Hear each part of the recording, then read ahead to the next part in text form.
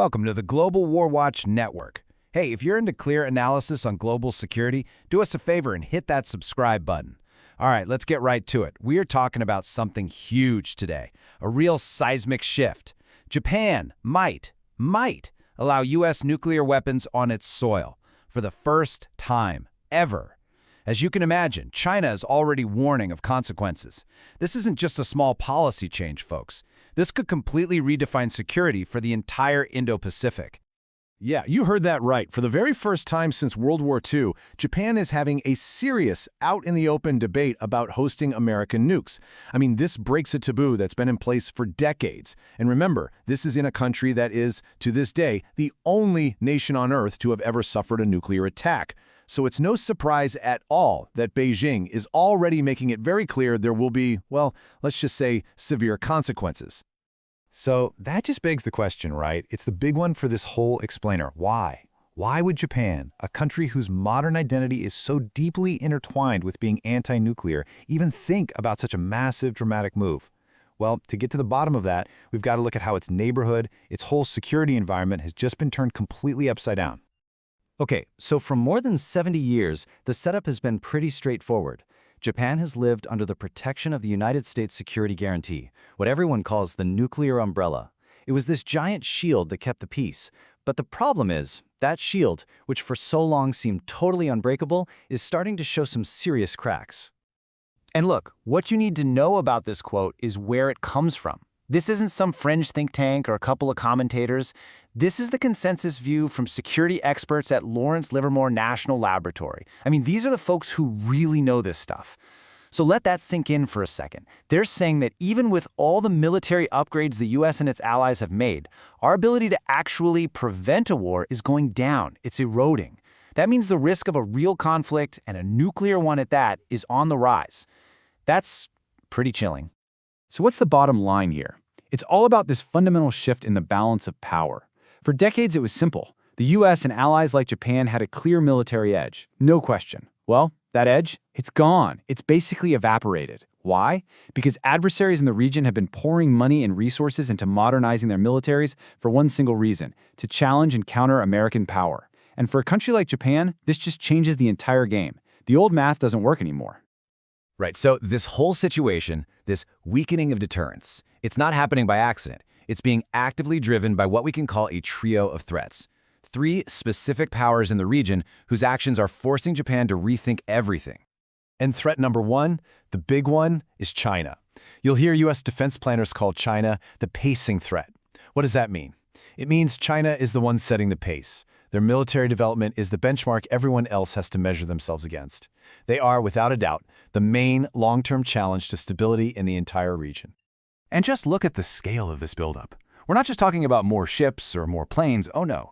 China is rolling out next-generation stuff, like hypersonic missiles designed to be unstoppable.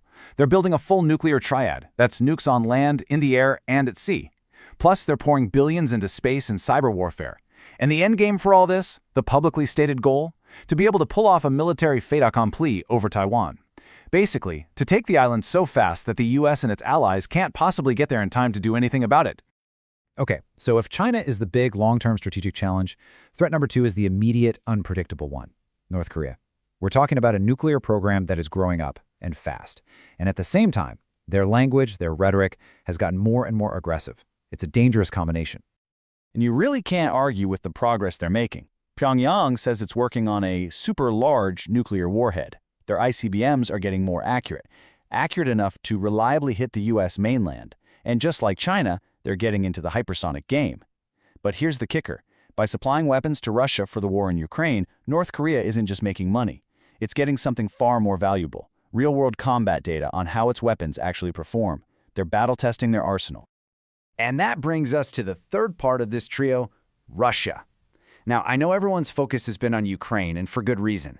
But at the same time, Moscow has been busy reestablishing itself as a major power in the Pacific. And here's the key part. It is absolutely not acting alone.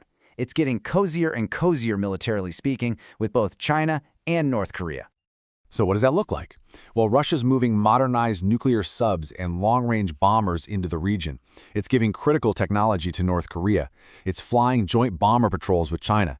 They're even landing in each other's air bases. When you put it all together, the goal becomes crystal clear: to create this coordinated three-front challenge. The idea is to stretch the US and its allies, like Japan, so thin that they just can't respond effectively everywhere at once. So you've got this trio of threats, and they're all getting more dangerous and more coordinated. It's pretty obvious that the old way of doing things just isn't going to cut it anymore. Japan is now being forced, really backed into a corner, to face a reality it has tried to avoid for decades. It has to choose a new path. And according to analysis from experts, Japan basically has three ways it can go. Path number one is the most radical, the one we started with, the nuclear option. That could mean building their own bombs, or what's on the table now, hosting American nukes. Path number two, double down on the alliance with the US, build up their own non-nuclear forces, and tie themselves even closer to Washington. And path number three is to go all in on diplomacy, a big push for de-escalation and arms control. Okay, and this right here gets to the absolute core of the debate. See, the US kind of has two different playbooks for protecting its allies with nuclear weapons.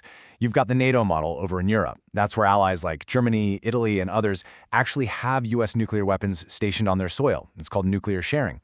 But in East Asia, it's been a totally different story. Since the early 90s, there haven't been any US nukes based there. Japan and South Korea have been protected by the umbrella from a distance, with long-range bombers from Guam or submarines out in the Pacific. The big multi-billion-dollar question in Tokyo right now is that long-distance model still good enough, or do they need something more like what NATO has? So you can see how this one decision puts the entire US-Japan alliance, which has been the bedrock of security in the Pacific for generations, at a massive crossroads. And make no mistake, the path Japan chooses isn't just about its own safety. It's going to send shockwaves across the entire globe. And this, right here, is what's ultimately at stake. The warning from the experts is incredibly stark.